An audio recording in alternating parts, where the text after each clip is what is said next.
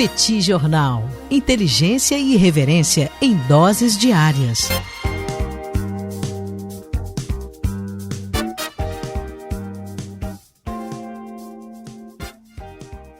Olá, gente. Bem-vindos, bem-vindas ao Petit Jornal. Esse é o bate-papo número 915. Estamos gravando numa live no YouTube do Petit Jornal. São exatamente 21 horas e 23 minutos da quarta-feira, 20 de agosto de 2025. Cá está a dupla de costume, a dupla que você conhece de cor. Tanguy, o Bagdadi animado, contente, preparado, revigorado, resiliente, retumbante, descansado e tarifado. Segue bastante tarifado o professor Bagdadi. E Daniel Souza, aqui esse que vos fala. Ao longo dos próximos minutos, vamos repercutir os principais acontecimentos internacionais das últimas horas. E, professor Bagdadi, registro no início desse episódio que estou velho para ser convocado pelas Forças Armadas. Meu certificado de reservista venceu, então, porque tem tropas americanas circulando aí na América do Sul, embarcações da Marinha dos Estados Unidos pela América do Sul. Não quero saber, não tem nada a ver com isso, não me chamem, porque não vou tomar parte nesse conflito por uma questão de idade, caso esse conflito evolua na direção de um conflito. Tá bom, Tanguy? Tudo bem? Vamos a isso? Vamos lá, Daniel Souza, vamos lá para esse bate-papo 915. Cara, eu queria dizer que a sede da Petit Corps recebeu aqui uma comunicação, uma cartinha, dizendo que todas as empresas, principalmente podcast, têm que ceder metade da sua força de trabalho para uma possível mobilização Vai a militar metade e tal. mais jovem, né? A metade mais jovem, ela tá mais preparada Mas eu não tenho, para a esse primeira tipo de coisa é que eu não exercício. tenho treinamento militar, nunca tive, você já teve, né? O fato é esse. E a segunda, Daniel Souza, é que eu sou um alvo muito fácil. Eu sou muito alto e tal, então eu acho que poderia até ser um problema. Então eu já assinei o seu nome lá para você nem ter trabalho, já mandei. E aí, por isso, Daniel Souza, a gente vai falar sobre isso daqui a pouquinho, mas queria dar aqui as super boas-vindas a todo mundo que acompanha a gente nessa live aqui do YouTube. Sejam todos muito bem-vindos, um prazer estar aqui com vocês. E para todo mundo que acompanha a gente também em qualquer plataforma de podcast, um prazer ter vocês aqui com a gente também. Por que a gente começou falando sobre isso, né, Daniel? Porque os Estados Unidos, no dia de hoje, anunciaram que 3 destroyers, que é um tipo de navio militar, armados com sistemas antimísseis e mísseis de ataque, devem se aproximar da costa da Venezuela nessa semana. Então, nos próximos dias, teremos essa movimentação em direção às proximidades da costa venezuelana.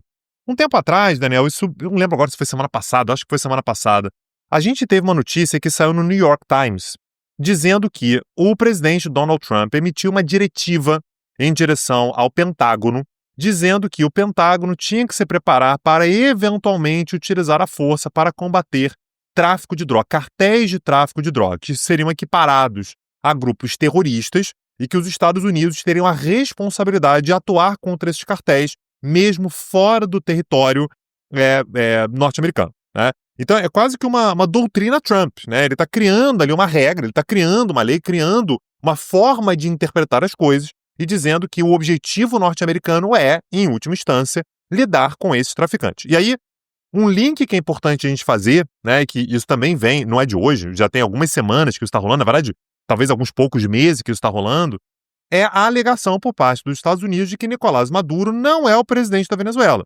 Nicolás Maduro é, na prática, o líder de um dos cartéis, que é o Cartel de los Soles, né, o Cartel dos Sóis.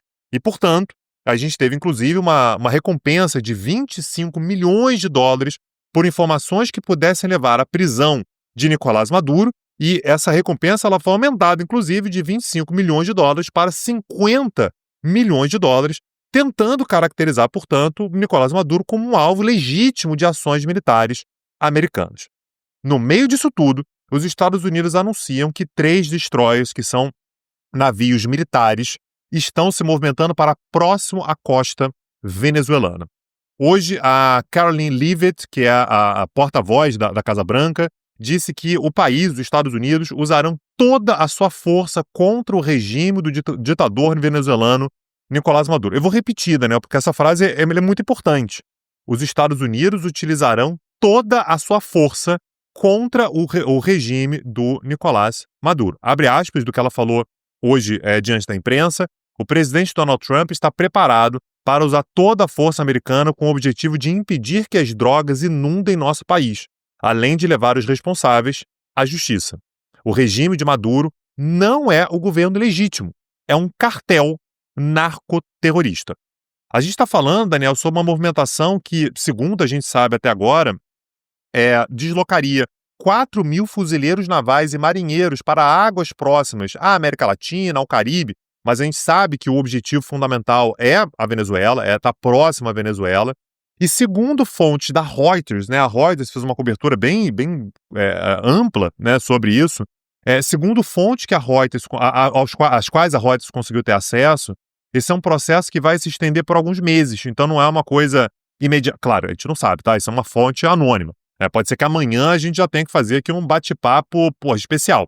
Mas, segundo as fontes da Reuters, esse é um processo que vai se estender por alguns meses e que vai agir tanto nos espaços aéreos quanto em águas internacionais. O regime do Maduro, Daniel, reagiu, né? E anunciou, esse anúncio já tinha sido feito ontem, né? Isso já estava meio no ar no dia de ontem, na terça-feira, hoje é quarta. O regime venezuelano anunciou a suspensão e a proibição de atividades relacionadas a aeronaves pilotadas e não pilotadas para salvaguardar a segurança do país. Basicamente está restringindo a utilização do espaço aéreo, tanto por aeronaves quanto por drones, né? Principalmente quando a gente fala aí sobre aeronaves não pilotadas. Isso é uma restrição que vai durar 30 dias, que podem ser prorrogadas, e naturalmente se aplica também aos drones. E hoje, o Maduro anunciou também a mobilização de 4,5 milhões de milicianos. A gente chama de miliciano, Daniel, não tem o mesmo sentido que a gente usa aqui no Rio, por exemplo, né? Miliciano, nesse caso aqui, são tropas não regulares, são forças militares que não são do exército, e, portanto, essa mobilização de 4,5 milhões de milicianos que estarão equipados, treinados, é uma forma de proteger o país diante das ameaças dos Estados Unidos. No meio dessa movimentação toda, o regime do Maduro também afirmou que os Estados Unidos sequestraram 66 crianças venezuelanas. É uma referência, Daniel, segundo o governo venezuelano, 66 crianças que estão detidas nos Estados Unidos em consequência de terem sido separados dos pais em processo de deportação. Então, segundo o governo venezuelano, os pais dessas crianças foram deportados e essas crianças foram separadas dos seus pais e permanecem em solo americano. Então, Daniel, isso aqui, quando eu trouxe essa notícia que o New York Times trouxe, de que, olha, tem uma movimentação aí, que de repente a força pode ser usada, os cartéis são equivalentes a grupos terroristas, então a gente vai tratar os cartéis como a gente trataria a Al-Qaeda. A lógica é mais ou menos essa. Eu disse que, olha, eu não sei se isso vai levar a uma intervenção direta, se vai ser para já, se não vai e tudo, mas o fato é que há a preparação de um cenário, há a preparação de um terreno que vai aumentar muito a instabilidade aqui na região. E, naturalmente, a Venezuela é o rival perfeito, né? Se encaixa exatamente naquilo que Donald Trump quer. Ele já vem preparando retoricamente isso aí há algum tempo e, naturalmente, a gente vai ter que acompanhar, Daniel. É bastante preocupante, né, Tanguy? Porque você tem aí toda uma movimentação militar próxima aqui ao território brasileiro e apenas registrando que quando os venezuelanos falam em milícias, é a mesma referência das milícias americanas da época da independência, ou seja, grupos de pessoas armadas que podem ser convocadas a lutar ao lado da força regular, né, das forças armadas regulares com um determinado objetivo. O que nós chamamos no Brasil de milícia, na realidade, são máfias, né? É algo diferente, digamos assim, quando nós comparamos em termos internacionais. Agora, avançando para a próxima pauta, Tanguy, eu queria falar um pouco sobre a popularidade de Donald Trump. Hoje nós tivemos uma atualização na revista The Economist em relação ao que a Economist chama de aprovação líquida. A Economist simplesmente ela faz o seguinte, ela pega a aprovação, subtrai a reprovação e vê qual é o resultado que se encontra. No atual momento, nós temos aqui um Donald Trump com uma aprovação líquida negativa em 15%. O que significa isso? Significa que 55% dos americanos o reprovam e 40% o aprovam. Então, 40 menos 55 menos 15. No início do mandato dele, nós tivemos ali um Donald Trump no dia 1º de fevereiro de 2025 com uma aprovação líquida de -4. Então, saiu de -4 para -15.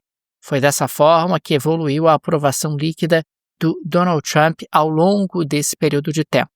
É importante registrar que no mesmo período do primeiro mandato de Donald Trump, a aprovação líquida dele era de -14, a aprovação líquida do Biden era de 0 e a aprovação líquida do Obama era de +6. E aí a gente está comparando os diferentes presidentes em momentos iguais, para tentar ter ali um referencial de comparação. E me chamou bastante a atenção porque o Donald Trump ele é mal avaliado, principalmente no que diz respeito à inflação e também no que diz respeito à política externa. O Donald Trump não está sendo bem avaliado em termos de política externa. Aliás, o percentual de americanos que considera que ele conseguiu algum avanço, por exemplo, na questão da guerra na Ucrânia, está em torno de 30%, 32% dos americanos acreditam que ele conseguiu algum tipo de avanço. Então, inflação e política externa são os pontos onde ele é mais mal avaliado, e crime, combate ao crime e imigração são os pontos onde ele é melhor avaliado. E, de forma intermediária, nós temos ali empregos e economia. São os 5 aspectos que a Economist destaca: inflação, política externa, economia e emprego, imigração e combate ao crime. E, pela ordem, nós temos aqui justamente os temas nos quais o Trump é pior avaliado e nós vamos gradualmente migrando para os temas onde ele é melhor avaliado. Aliás, o único tema no qual ele tem aprovação líquida positiva é combate ao crime. E, Daniel Souza, tudo isso mexe muito com a previsibilidade do governo, né? Esse é um dos pontos que gera mais angústia, né? A previsibilidade, dá para saber o que vai acontecer com o governo americano dali para frente e tudo. E isso, naturalmente, mexe muito com a economia, mexe muito com as finanças, mexe muito com as expectativas futuras. E eu sei que você que está nos ouvindo, você pensa em ter uma boa aposentadoria, você pensa em conseguir ter uma estabilidade no futuro, uma segurança para o futuro. E é por isso que a gente deixa aqui a indicação dos nossos parceiros da Rio Claro Investimentos. O link está na descrição desse episódio e vale muito a conversa. Para você, às vezes os seus pais, né, o seu pai, a sua mãe, tem um dinheiro guardado, quer garantir uma boa gestão, quer garantir uma certa blindagem contra essas instabilidades todas, vai com alguém que entenda o que está acontecendo, que olhe muito para o cenário macro, que eu tenho certeza que você não vai se arrepender. A Rio Claro Investimentos é a melhor opção. Aliás, um atendimento fantástico, né, além de um conhecimento muito bom de mercado. Aliás, nessa semana, Tanguy, nós tivemos um elemento adicional de instabilidade na economia mundial, o que torna o trabalho da Rio Claro ainda mais necessário no auxílio à formação de carteiras de investimento. O presidente Donald Trump ampliou as tarifas sobre produtos manufaturados que contêm aço ou alumínio, e com isso, ele incluiu mais algumas centenas de produtos na alíquota de 50%. O mais impressionante é que a medida passou a vigorar imediatamente, sem isenção para mercadorias em trânsito, pegando ali empresas e despachantes aduaneiros de surpresa. O impacto abrange cerca de 328 bilhões de dólares em mercadorias anuais, aumentando custos para consumidores e complexidade para importadores. Agora, a indústria siderúrgica americana apoiou a medida, afinal consideraram que é uma forma de fechar ainda mais o cerco, digamos assim, protecionista em relação a esse setor que é considerado estratégico para os Estados Unidos. O setor siderúrgico tem sido um setor tratado com especial carinho pelo Donald Trump. Aliás, ele já fez algumas visitas a plantas siderúrgicas, se deixou fotografar junto a operários, e nós já tínhamos as tarifas de 50% para aço e alumínio. E essas tarifas de 50% para aço e alumínio valem para todo mundo, assim como as tarifas que a gente está observando aqui. Tem uma exceção, que é o Reino Unido, mas quando a gente pega o plano geral, está todo mundo sendo tarifado nesses 50%, nesse ponto específico. Perfeito. Então é isso. Então a conclusão é, tem que ter alguém que consiga gerenciar bem a sua carteira, por isso fica a indicação da Rio Claro Investimento, o link está na descrição desse episódio. Daniel Souza, eu quero voltar a repercutir um tema relacionado ao Oriente Médio, né, que a gente falou ao longo dos últimos dias, que o ministro das Finanças de Israel, o Bezalel Smotrich, ele apresentou um plano, o plano é dele, né, foi ele que formulou o plano, né, a ideia toda, né, foi formulada por ele, que é o plano de construção de mais um assentamento israelense na Cisjordânia. Mas aqui com cuidado, porque não é um assentamento qualquer. O avanço dos assentamentos já é um problema para projetos de paz, para uma solução de 2 estados e tudo, mas esse assentamento ele tem um grau de agravamento maior, pelo fato de que ele fecha um cinturão que cerca a cidade de Jerusalém. Então a ideia dos palestinos é, naturalmente, quando houver um Estado palestino, você conseguir criar em Jerusalém também, Jerusalém Oriental, a sua capital. Com a construção desse assentamento, você corta a Cisjordânia, de modo que palestinos não tenham mais acesso à Cisjordânia. Naquele momento que foi anunciado, Daniel, ele inclusive falou isso de forma textual, isso aqui é uma forma de enterrar o plano de criação do Estado palestino. O Israel foi muito criticado, o Smotrich foi muito criticado, e dava a impressão, Daniel, me parece que até na Europa havia essa impressão de que a pressão ela tinha surtido um certo efeito. Colocamos uma pressão, isso aí vai ser adiado e tal. Mas não, Daniel, foi aprovado no dia de hoje. Já hoje foi aprovado. Então, o plano de criação desse assentamento de Maale Adumim, que envolve 3.400 casas, foi aprovado no dia de hoje. E aí, só para a gente ter uma noção de qual é a retórica que está sendo utilizada por Bezalel Smotrich, que é o ministro das Finanças. Eu não estou falando sobre uma pessoa desimportante em Israel. As palavras dele são: estamos finalmente cumprindo o que foi prometido há anos. O Estado palestino está sendo apagado da mesa de negociações, não com slogans, mas com ações. Ele, inclusive, disse, Daniel, que a aprovação desse assentamento é uma resposta ao reconhecimento, né, à ideia de um reconhecimento do Estado palestino por parte de países europeus. A gente falou aqui que o Reino Unido prometeu reconhecer, a França prometeu reconhecer, não é europeu, mas o Canadá também prometeu reconhecer o Estado palestino na ONU em setembro. Então a reação é direta. Mais uma vez, Daniel, a gente não pode ter a ilusão de que o atual governo israelense está a fim de negociar, ele está buscando uma solução consensuada. Não tem nada disso. O governo israelense ele quer impedir de forma deliberada a criação de um Estado palestino. Isso envolve, sim, a destruição de Gaza, isso envolve, sim, o isolamento entre a Cisjordânia e Jerusalém Oriental.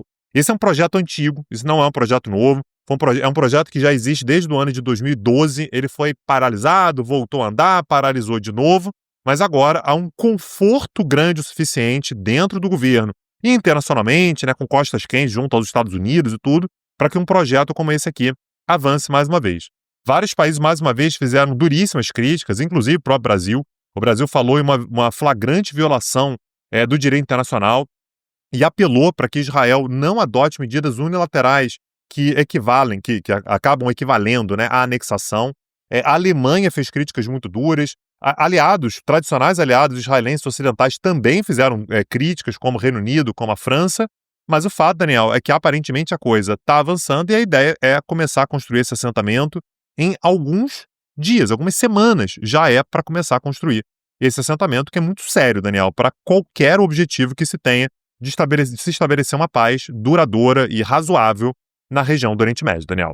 É impressionante, né, Tanguy? Porque diante do seu pescoço em risco, o Benjamin Netanyahu faz a escolha que preserva o pescoço dele, pelo menos por mais algum tempo, independentemente das consequências que isso possa trazer para o equilíbrio da região no longo prazo, independentemente das consequências que isso possa trazer até para a segurança do próprio Estado de Israel no longo prazo.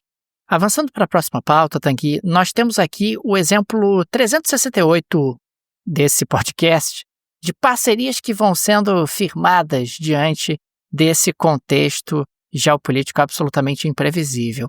O Japão e a Índia estão finalizando um acordo de cooperação estratégica de 10 anos. O pacto visa a reduzir a dependência de ambos os países em relação à China e em relação aos Estados Unidos. fortalecendo suas cadeias de suprimentos e promovendo a segurança econômica regional. A assinatura oficial está prevista para ocorrer durante uma cúpula em Tóquio ainda esse mês. E é algo que nós destacamos bastante aqui no Petit Jornal, né, Tanguy? Me parece que falta ao Brasil buscar cada vez mais alternativas e parcerias. É claro que o BRICS é importante, mas a gente até brinca aqui dizendo que o Brasil está mais apaixonado pelo BRICS do que o BRICS está apaixonado pelo Brasil. Você pode continuar ali formando parcerias dentro do grupo, é algo interessantíssimo para os interesses nacionais, mas buscar alternativas e fortalecer essas alternativas é ainda mais importante dentro desse mundo onde tudo está mudando muito rapidamente, parcerias estão sendo formadas e desfeitas de forma muito veloz e, consequentemente, diversificação acaba sendo um conceito e uma estratégia incontornável. Registro que as principais áreas de colaboração desse pacto envolvem semicondutores. O Japão está disposto a fornecer assistência na fabricação de equipamentos para chips, visando aumentar a produtividade e capacidade produtiva. Minerais essenciais ainda está buscando parcerias com empresas japonesas para iniciar a produção comercial de ímãs de terras raras. Inteligência artificial e tecnologias avançadas. Ambos os países estão comprometidos em desenvolver projetos conjuntos em áreas de inteligência artificial, visando impulsionar a inovação tecnológica e a sua competitividade global. E aí, Daniel, uma coisa que a gente estava comentando nas últimas aulas que a gente deu lá no Petit Cursos, né? Se você tem interesse, acessa lá petcursos.com.br. A gente deu um curso, né, que acabou de ser finalizado, em que a gente estava tentando projetar o ano de 2050, né? Como é que a gente pode imaginar, como é que o mundo vai chegar em 2050. E uma das reflexões que a gente fez lá, Daniel, eu trago para cá, é a ideia de que o mundo, nesse momento de instabilidade maior, uma instabilidade muito maior do que a gente conhecia há alguns anos atrás, ele se torna um mundo mais perigoso, ele se torna um mundo menos eficiente, mas ele também se torna um mundo com mais alternativas aparecem. Algumas alternativas que talvez algum tempo atrás não fossem tão necessárias, o mundo funcionando todo direitinho, coisa azeitada, uma globalização que funciona, todo mundo faz comércio com todo mundo e tal. Talvez não houvesse necessidade de Índia e Japão se aproximarem, ou de China e Coreia do Sul se aproximarem, e que nesse momento acaba sendo uma alternativa, né? Essas alternativas elas começam a aparecer e, portanto, é de fato um sistema internacional que demonstra uma versatilidade um pouco maior. Daniel Souza, eu quero tratar um outro assunto, né? A gente já falou um pouquinho sobre Venezuela no episódio de hoje, eu quero voltar para a América Latina, aqui para a América do Sul, e dizer que a justiça colombiana ordenou, na terça-feira, no dia de ontem, a libertação do ex-presidente Álvaro Uribe.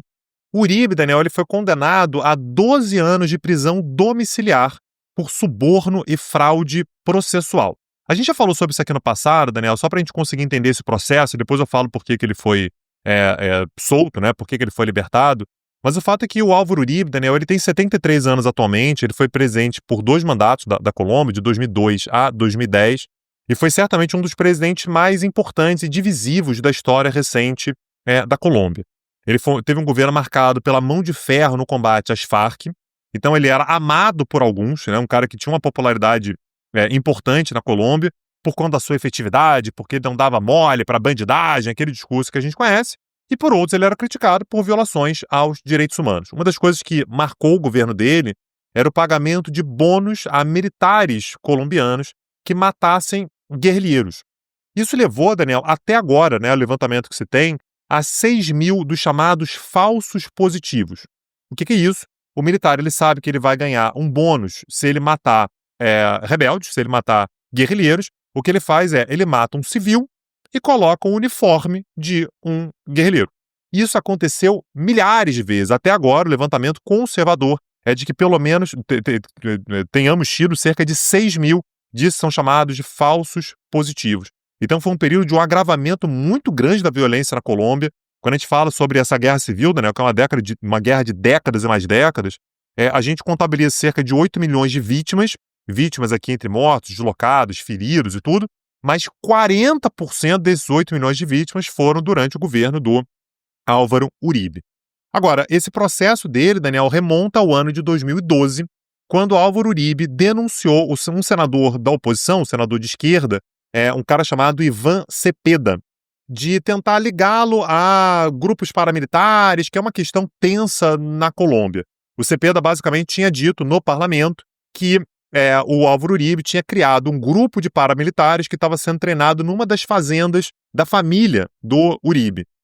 E acabou tendo uma reviravolta, né? E no ano de 2018 a Suprema Corte começou a investigar o Álvaro Uribe, porque diante desse processo, diante da repercussão, o Álvaro Uribe teria subornado testemunhas para que desse uma versão mais favorável a ele, Uribe. Isso acabou evoluindo, portanto, ele acabou sendo preso, condenado a 12 anos de prisão domiciliar, por suborno e fraude processual. Então ele estava preso em prisão domiciliar desde 1º de agosto. A justiça colombiana, no entanto, considerou que ele não tinha risco de fuga, que ele não era um risco, um perigo para a sociedade. Ele acabou sendo, portanto, libertado e ele vai esperar o julgamento do recurso em liberdade. Isso na Colômbia é um grande tema. Mais uma vez, o Uribe criou o uribismo, né, que é um movimento fortíssimo dentro da Colômbia e que até hoje tem que ser levado em consideração, inclusive quando a gente fala sobre o cenário eleitoral, que nesse momento tem o primeiro presidente de esquerda, aliás, da história do país, o Gustavo Petro, que é um cara que se opõe muito, exatamente, ao ex-presidente Álvaro Uribe. Daniel. Tanguy, vamos para a geleia da Shakira de hoje? Vamos lá, Daniel Souza, o que você traz pra gente hoje? Hoje eu trago um escândalo. Um escândalo na França envolvendo a água Perrier. A água Perrier é aquela água bacana, rapaz, chique, muito saborosa. Caríssima, sim. Rapaz, coisa boa demais, coisa fina. Eu gosto muito da água Perrier. Mas o escândalo é o seguinte: nós estamos falando de uma marca, né, que é pertencente ao grupo Nestlé, e esse escândalo abalou a França ao revelar práticas de microfiltragem não autorizadas, comprometendo a sua classificação como água natural. Investigações jornalísticas apontaram que a Perrier utilizou métodos de purificação como luz ultravioleta e filtros de carbono para tratar sua água, o que contraria as normas da União Europeia para águas minerais naturais. Embora esses tratamentos não representem risco à saúde, eles violam a legislação que exige que a água natural chegue ao consumidor sem alterações desde a nascente. Mas não é só isso. Uma comissão de inquérito do Senado francês concluiu que o governo de Emmanuel Macron encobriu decisões sobre tratamento ilegal da água mineral da Perrier. Além disso, um relatório de uma autoridade sanitária francesa alertou sobre a qualidade da água Perrier explorada no sul da França, recomendando, inclusive na fonte, né, no sul da França, recomendando o fim da comercialização da água como água mineral natural. A Perrier, na prática, ela se defende dizendo que, olha, por conta das mudanças climáticas, por conta de poluição, a gente achou que era mais seguro se nós fizéssemos esse tipo de processo para garantir a segurança da água. Entretanto, deixaria de ser uma água mineral natural, Tanguy. De qualquer maneira, nós teremos aí uma decisão definitiva por parte das autoridades europeias para saber se a água Perrier pode continuar sendo chamada de água mineral natural ou se não pode mais ser chamada de água mineral natural. Então, você que é um consumidor voraz da água Perrier, como o professor Bagdadi, que não fica sem a sua querida água Perrier, Daniel, se eu te falar que eu nunca provei água Perrier, você vai acreditar? Não diga isso. Não acredito. Estou te falando de verdade. Não acredito. Nunca nem provei. Coisa boa demais, Tanguy. Não sabe o que está perdendo. Belíssima água Perrier, mas agora não sabemos mais se pode ser classificada como água natural. Daniel Souza, eu tenho uma geleia da Shakira também. Acabou a festa. Esses podcastzinhos de política internacional que ficam repercutindo crises, que ficam repercutindo reuniões bombásticas e tal, isso tem data para acabar, porque chegou o salvador da geopolítica global. Naldo Bene, o cantor brasileiro, anunciou que tem uma reunião marcada com Donald Trump. Agora vai. E que ele vai falar com ele sobre temas globais. Abre aspas, Naldo Bene, eu tenho uma reunião marcada com Donald Trump. Vou falar sobre a situação global, que também envolve o Brasil. Então, Daniel Souza, quem invadiu o vizinho, invadiu. Quem criou assentamento fora do lugar? Criou. Porque o problema vai ser resolvido. Naldo Bene se encontrará com Donald Trump. Então, preparem-se, porque o mundo não será mais o mesmo. Eu acho, Daniel Souza, que inclusive Donald Trump vai ter que ficar preocupado, porque talvez o Prêmio Nobel da Paz não vá para ele, Donald Trump. Talvez tenha que ser um Prêmio Nobel da Paz dividido entre Donald Trump e Naldo Bene. Tá? Então, fica aqui a recomendação, né, para que vocês acompanhem, fiquem atentos, porque tudo vai mudar daqui para frente. E, aliás, por falar em Donald Trump, Daniel, só para a gente lembrar aqui que a nossa próxima aula gratuita vai acontecer na próxima terça-feira. Vai acontecer no YouTube do Petit Jornal e a gente vai falar sobre café e hambúrguer. Há quantas anda a relação bilateral entre Brasil e Estados Unidos? Nosso objetivo não é pegar uma perspectiva histórica e tal, não é esse, mas é como é que estão as relações hoje? A gente está vendo todas as tensões, mas qual a importância de um para o outro? Quais são os pontos de contato? Ou seja, com isso a gente vai poder entender o que a gente tem a perder nessa relação, o que os Estados Unidos têm a perder com essa relação tensa que a gente tem nesse momento, como é que os dois se relacionam, por exemplo, diante de temas globais. Tudo isso no YouTube do Petit Jornal, na próxima terça-feira, às 19 horas. Não perde, não. Ativa o sininho. Aliás, se você não assina ainda, se você não é inscrito, né, lá no canal do Petit Jornal no YouTube, dá essa força pra gente, isso ajuda demais a gente. Então, a gente tem um encontro marcado na próxima terça-feira, às 19 horas. Ative o sininho para ser avisado sempre que tiver live e sempre que tiver aula gratuita. E fica aqui o nosso agradecimento aos apoiadores e apoiadoras do Petit Jornal, vocês que ajudam a manter esse projeto de pé. Fica o nosso carinho, o nosso abraço, o nosso muito obrigado a cada um de vocês. Obrigado a todo mundo que nos apoia, seja através de um superchat ou super sticker nas lives no YouTube, seja através do Pix, aliás, a chave Pix está no descritivo desse episódio, seja através de contribuições no Apoia-se, link no descritivo, seja através de contribuições no Patreon, se você vive no exterior, também link no descritivo. São todas formas muito bacanas de ajudar a manter o nosso projeto de pé. O Petit não tem nenhum conglomerado por trás, nenhuma produtora por trás, e por isso a ajuda de nossos apoiadores é tão importante, e por isso registramos aqui o nosso agradecimento. E fica também o convite, se você gosta do nosso projeto, se ele faz diferença na sua rotina, considere nos apoiar. No descritivo desse episódio tem todas essas formas lá explicitadas e tenho certeza que uma delas será confortável para você. É isso, Daniel Souza, amanhã estamos de volta. Um abraço e até a próxima. Valeu! Tchau, tchau. Petit Jornal. Inteligência e irreverência em doses diárias. Acesse www.petitjornal.com.br.